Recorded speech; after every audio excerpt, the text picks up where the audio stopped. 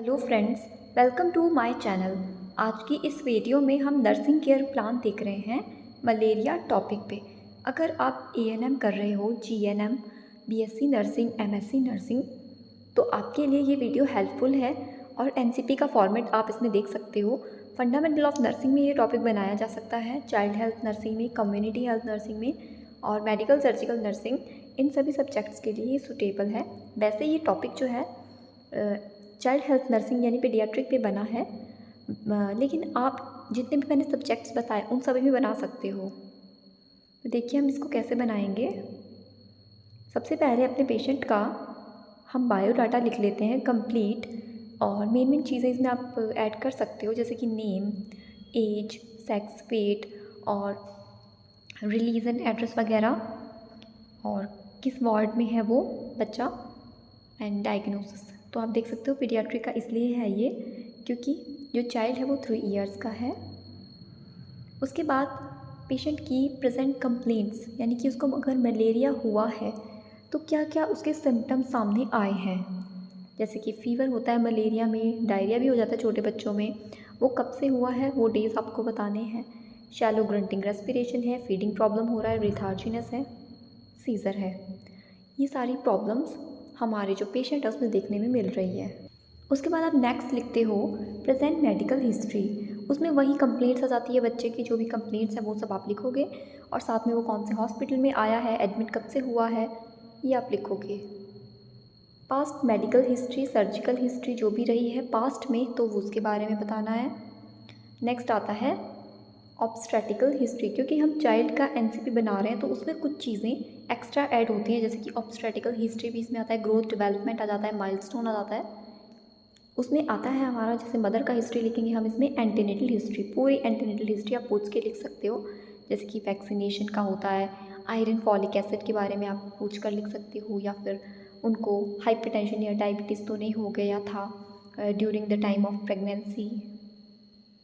ये आता है नेक्स्ट इंट्रानेटल हिस्ट्री, और यानी कि बर्थ कब हुआ है, तो यहाँ पे बताया है जैसे डिलीवरी 29 वीक। ऐसा नहीं है कि आपको सब कुछ ऐसा ही लिखना है, आप ये जो चाइल्ड है या फिर जो भी आपका पेशेंट है उनसे पूछ कर लिख सकते हो, ज़रूरी नहीं है। अगर आपका जो पेशेंट है वो चाइल्ड नहीं है, ठीक है, तो फिर ये वाली चीज़ें आप ऐड मत करना, ठीक है, ये कुछ भी नहीं आएगा तब ना एंटीनेटल हिस्ट्री आएगी। अगर आपका चाइल्ड है पेशेंट तो ये चीज़ें ऐड कर सकते हो, या फिर आप पीडियाट्रिक में बना रहे हो तो ये चीज़ें आएगी। नेक्स्ट में नेटल हिस्ट्री आ जाती है, यानी कि बेबी के बर्थ के टाइम वाली हिस्ट्री आ जाती है। इसमें सबको जैसे ये पॉइंट्स दिए गए हैं तो इनमें सबको चूज़ करके लिखना है सब कुछ। यहाँ पे child was full term, pre term, post term, तो यहाँ लिखा है टर्म बेबी है। उसी तरह डिलीवरी का क्या मेथड रहा है, फोर्सअप से हुई है, वेजाइना से हुई है, या फिर सिजेरियन से हुई है। नेक्स्ट इसमें पोस्ट नेटल हिस्ट्री है चाइल्ड की, उसके बर्थ के बाद की हिस्ट्री जो होती है वो पोस्टनेटल होती है। फिर हम लिखते हैं डेवलपमेंटल माइलस्टोन, क्योंकि ये पीडियाट्रिक नर्सिंग में जो एनसीपी होता है उसके फॉर्मेट के अंदर लिखा जाता है, ग्रोथ एंड डेवलपमेंट। तो ये कुछ करेक्टरिस्टिक्स हैं जो कि ये वाले मंथ्स में अचीव कर लेता है एक नॉर्मल चाइल्ड, और बच्चे ने कब हमारे अचीव करे हैं, जो हमारा पेशेंट है उसने कब अचीव करे हैं, वो यहाँ पे लिखे हुए हैं। हर महीने बच्चा जो है वो कुछ ना कुछ चीज़ें सीखता है, डेवलपमेंट होती है उसकी, ग्रोथ होती है उसकी, तो वो बुक में क्या बताई है और पेशेंट की कब तक अचीव हुई है, तो वो आपको लिखना है। क्योंकि ये 3 इयर्स का है तो 3 इयर्स तक हमने लिखा है। और हाँ, अडल्ट आपका सॉरी पेशेंट है तो फिर आप ये मत लिखना। उसके बाद ये फैमिली हिस्ट्री आ जाता है यहाँ पे, ये देखिए। तो फैमिली में कोई डिजीज़ कंडीशन अगर फैमिली में कोई है तो आप इसमें ऐड कर सकते हो। ये थोड़ा सा फैमिली के बारे में भी लिखा है, ऑक्यूपेशन लिखा है कुछ। देखो यहाँ पे कोई भी ऐसा लगता है कि कोई ऐसा एविडेंस है कि फैमिली में कम्युनिकेबल मेटाबॉलिक डिसऑर्डर है, साइकोलॉजिकल कोई प्रॉब्लम है, तो ऐड कर सकते हो आप यहाँ पर वो चीज़ें। ये है फैमिली ट्री, जिसको फैमिली पेडिग्री भी बोलते हैं या फैमिली जीनोग्राम भी बोलते हैं। पेशेंट को अलग से रिप्रेजेंट किया गया है, ये है मेल, ये फीमेल, और ये मदर फादर हैं बच्चे के। यहाँ पर आता है सोशियो इकोनॉमिक कल्चरल हिस्ट्री, आप ऐड कर सकते हो, पूछ कर लिख सकते हो, यहाँ से आप थोड़ा रीड करके समझ सकते हो इन चीज़ों को।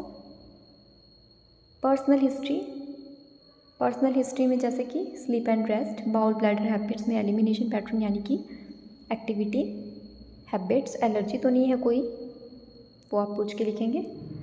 इम्यूनाइजेशन हिस्ट्री भी हम इसमें ऐड कर लेते हैं, क्योंकि छोटा बच्चा है तो उसको कौन कौन से वैक्सीनेशन लग चुके हैं वो आप यहाँ पे नाम लिखोगे उनके, और यहाँ पे गिवन नॉट गिवन ये सब आप यहाँ पे ऐड कर सकते हो। उसकी उम्र तक कितने लग चुके हैं वो आप ऐड कर लेना। साथ में थोड़ा सा शॉर्ट नोट दिया हुआ है इन्होंने, तो वो भी आप देख सकते हो कि ये आपको ऐड करना है, नहीं तो ऐसा कोई ज़रूरी नहीं है। फिज़िकल एग्ज़ामिनेशन, तो यहाँ जनरल कंडीशन के बारे में बता दिया गया है थोड़ा सा उसकी। वाइटल साइंस नोट किए गए हैं यहाँ पे। एंथ्रोपोमेट्रिक मेजरमेंट में आता है वेट, हाइट और हेड सर्कमफेरेंस। साथ में आप मिड आर्म सर्कमफेरेंस भी लिखना चाहो तो वो भी लिख सकते हो। उसके बाद एग्ज़ामिनेशन है हेड का। हेड में, फेस में, नेक में जो भी चीज़ें आप देखते हो वो नोट करते रहना है। और क्योंकि ये बच्चा है इसलिए हमने फॉन्टेनेल्स भी लिखे हुए हैं इसमें, अडल्ट में आप इसको ऐड मत करना। उसके बाद एग्ज़ामिनेशन आता है ear, eyes, nose and chin का। फिर एग्ज़ामिनेशन माउथ का एंड थ्रोट का। नेक्स्ट आता है एग्ज़ामिनेशन ऑफ नेक। तो नेक के बारे में आपको देख लेना है क्या आपको दिखता है, शॉर्ट, थिक, सिमेट्रिकल नेक है, टोनिक नेक रिफ्लेक्स प्रेजेंट है, क्योंकि चाइल्ड है तो उसमें हम रिफ्लेक्सेस भी चेक करते हैं। हेड मूवमेंट नॉर्मल है, फुल रेंज ऑफ मोशन है। यहाँ पे स्किन एंड नेल्स के बारे में आप बता सकते हो, चेस्ट का एग्ज़ामिनेशन कर सकते हो, इंस्पिरेशन चेक किया जा सकता है उसमें। एब्डोमेन का एग्ज़ामिनेशन हमने करा, तो जैसे कि सिलिंड्रिकल इन शेप, एक नॉर्मल शेप हम जब लिखते हैं तो वो आपको इंस्पेक्शन पे क्या दिखाई दे रहा है वो आप दिखते हो उसमें।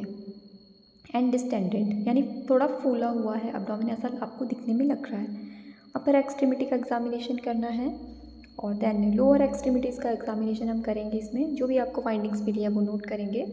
और देन जो एग्ज़ामिनेशन है वो जेनाइटल एरिया का एग्ज़ामिनेशन है। जेनाइटल एरिया में यूरिनरी सिस्टम, जेनाइटल एरिया में आ जाता है, जैसे चाइल्ड अगर मेल है तो पेनिस का एग्ज़ामिनेशन आप करोगे, स्क्रोटम का एग्ज़ामिनेशन करोगे, टेस्टिकल्स का, एंड अगर फीमेल है तो वेजाइनल एग्ज़ामिनेशन इसमें होगा। सिस्टेमिक एग्ज़ामिनेशन जिसमें cardiovascular system, respiratory system, CNS system, digestive system, ये सारी चीज़ें इंक्लूड होती हैं, ये पॉइंट्स हैं। उसके बाद मस्कुलोस्केलेटल सिस्टम का एग्ज़ामिनेशन यहाँ पे बताया है। अगला है क्लिनिकल मैनिफेस्टेशन।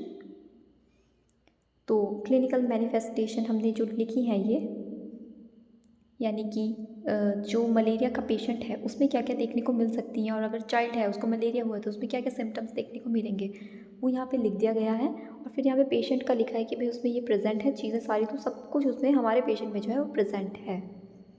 नेक्स्ट आता है इन्वेस्टिगेशन। ये जो इन्वेस्टिगेशन है आपको आपके पेशेंट की फ़ाइल से भी मिल सकती हैं, जैसे कि मान लो वो चाइल्ड नहीं है, उसका क्या क्या इन्वेस्टिगेशन हुई है, ब्लड इन्वेस्टिगेशन हुई है वो आप लिख सकते हो इसमें, जैसे कि HP, TLC, DLC, न्यूट्रोफिल्स, ये सारा जो DLC है उसके आगे सेल्स होते हैं 5 सेल्स, तो वही लिखे गए हैं। TLC टोटल ल्यूकोसाइट काउंट और डिफरेंशियल ल्यूकोसाइट काउंट होता है। तो ये इतने सारे जो ये सभी के सभी टेस्ट हैं आप देख सकते हो। अगला जो है वो ट्रीटमेंट है, जो भी मेडिसिन्स दी जा रही हैं उनके नाम हैं, ठीक है। RL का उसको फ्लूइड दिया जा रहा है, फ्लूइड होता है ये तो। फिर सेप्ट्रेक्सोन का इंजेक्शन है, अमीकासिन है, सिरप है, और सैशे दिया जा रहा है उसको, क्योंकि ये एक एंटी डायरियल सैशे होता है, आपने देखा भी होगा, दिया जाता है इसको। और इसका नाम जैसे एंटेरोबैसिलस है, सिरप PCM की दी जा रही है, ऑक्सीजन मास्क, अगर उसको ऐसा लगता है आपको कि उसको सैचुरेशन उसकी कम हो रही है तो ऑक्सीजन भी फिर दिया जा सकता है। अगला हमारा थोड़ा मेन पॉइंट जो NCP में रहते हैं वो नर्सिंग प्रोसेस का रहता है, हम नर्सिंग डायग्नोसिस बनाते हैं वो यहाँ पे स्टार्ट हो जाते हैं। यहाँ पे आता है हमारा असेसमेंट, आपको आपके पेशेंट की कंडीशन को असेस करना है, जनरल कंडीशन असेस करना है, उसका हिस्ट्री लेना है, फिजिकल एग्जामिनेशन आपने कर लिया है। अब बात आती है नर्सिंग डायग्नोसिस की, जो भी according to disease condition nursing diagnose बनने चाहिए वो ही आप लिखोगे। तो इसमें आता है पहला है रिस्क फॉर ट्रॉमा और suffocation related to seizure. Fever में क्या होता है कि बच्चों को सीज़र आने के भी चांसेस रहते हैं, क्योंकि मलेरिया उसको फीवर हो रहा है तो ये भी खतरा है उसको कि सीज़र भी हो सकता है। और सीज़र हो रहा है तो ये रिस्क है ट्रॉमा की। Imbalance nutritional status, less body requirement, disease condition and diarrhoea. अगला है altered body temperature, hyperthermia related to infection. तो मलेरिया में उसको यानी कि मलेरिया में फीवर आता है और ये अल्टर्ड बॉडी टेम्परेचर का, इसलिए हमने ये किए एनसीपी में डायग्नोसिस बना दिया है।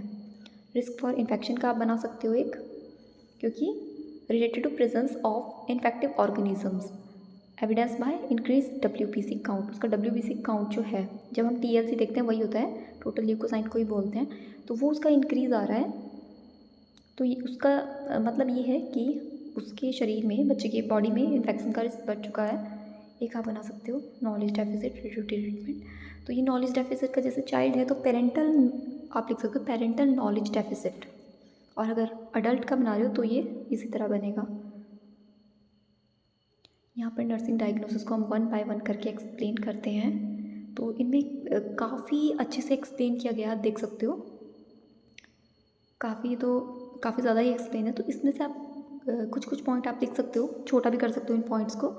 ये रिस्क फॉर ट्रॉमा का एक्सप्लेन किया गया है कि सीजर अगर आ रहा है, ट्रॉमा के रिस्क है, तो आप उसको कैसे प्रिवेंट करोगे, ठीक है। उसका सब्जेक्टिव एंड ऑब्जेक्टिव डाटा बताया गया है। फिर नेक्स्ट जो है वो इम्बैलेंस न्यूट्रिशन का है। यहाँ पे सब्जेक्टिव एंड ऑब्जेक्टिव डाटा दोनों हैं। न्यूट्रिशन को ठीक करने के लिए, इम्प्रूव करने के लिए क्या किया जा सकता है, वो सब यहाँ पे लिखा गया है। यहाँ से आप ध्यान में रखना है कि ये प्लान है, ये इंटरवेंशन है, सॉरी ये इम्प्लीमेंटेशन है, ये रैशनल है और ये इवैल्यूएशन है। फिर ये कॉन्टिन्यूशन में ही पॉइंट्स आगे हमारे आते हैं। ये कॉन्टिन्यूशन में ये वाला आपका न्यूट्रिशन वाला चल रहा है कॉन्टिन्यूशन में।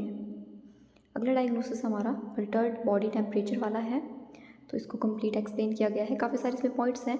आप बस एक क्या कर सकते हो, 4-5 पॉइंट्स लिख सकते हो प्लानिंग के, तो आपका इतना ज़्यादा नहीं होगा ये। आपको अगर बड़ा लग रहा है कि बहुत ही ज़्यादा लेंथी लग रहा है आपको, तो मैं आपको कह रही हूँ कि शॉर्ट करने के लिए।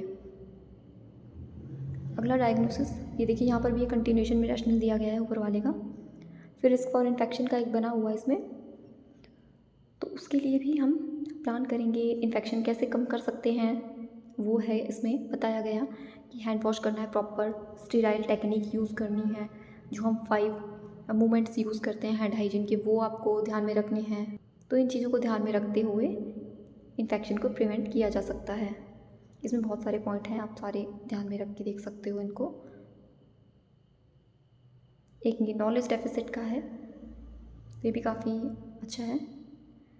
और यहाँ पे आपका इम्प्लीमेंटेशन रैशनल, साथ इसमें ना क्या है कि डायरेक्ट ही इम्प्लीमेंटेशन दिया गया है। आप इसमें एक प्लानिंग का भी, यानी कि ये वाला जो पॉइंट है यहाँ पे देखो खाली है, तो यहाँ पर भी आप लिख सकते हो चाहे तो।